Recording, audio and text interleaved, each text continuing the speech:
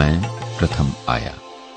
दूसरा विश्व युद्ध बस खत्म ही हुआ था और भारत उत्सुकता से अपनी आजादी का इंतजार कर रहा था।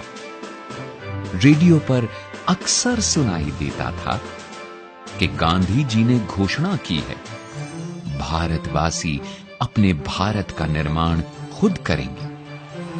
देश अभूतपूर्व आशा से भरा था।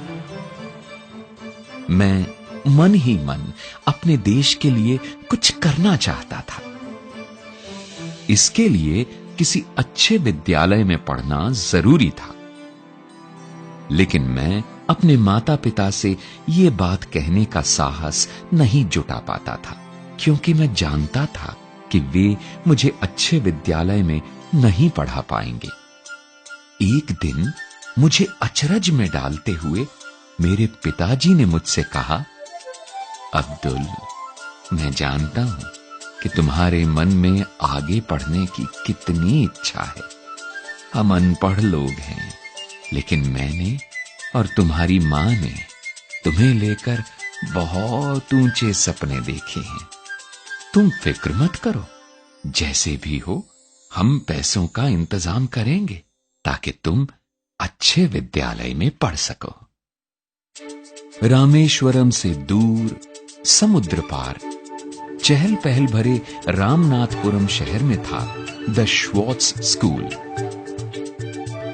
मेरे भैया मुझे वहां ले गए और मेरा दाखिला करवा दिया। वो बहुत अच्छा विद्यालय था। उन दिनों आजकल की तरह बिजली के पंखे नहीं होते थे।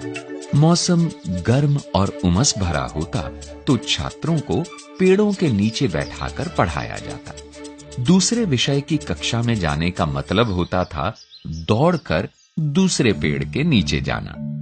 एक दिन मैं जल्दी में गलत कक्षा में चला गया। वहां हमारे गणित के अध्यापक पढ़ा रहे थे। वे चश्मे में से मुझे घूरते हुए बोले, अगर तुम सही कक्षा नहीं ढूंढ सकते तो तुम इस विद्यालय में क्या कर रहे हो? तुम्हें तो अपने गांव लौट जाना चाहिए जहां से तुम आए हो। फिर उन्होंने मेरी गर्दन पकड़ी और पूरी कक्षा के सामने मुझे बेंत लगाए। मेरा दिल टूट गया। मुझे इस विद्यालय में भेजने के लिए मेरे परिवार ने बहुत त्याग किया था। कभी कभी मुझे घर की बहुत याद आती थी, लेकिन मैंने ठान लिया था कि मैं अपने परिवार का नाम जरूर रोशन करूंगा।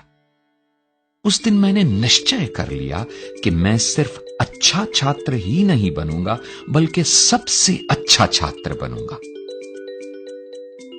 मैं दिन रात पढ़ाई में जुट गया। कुछ महीनों बाद जब परीक्षा का परिणाम आया तो मुझे गणित में पूरे अंक मिले थे। मैं उत्साह से भर उठा।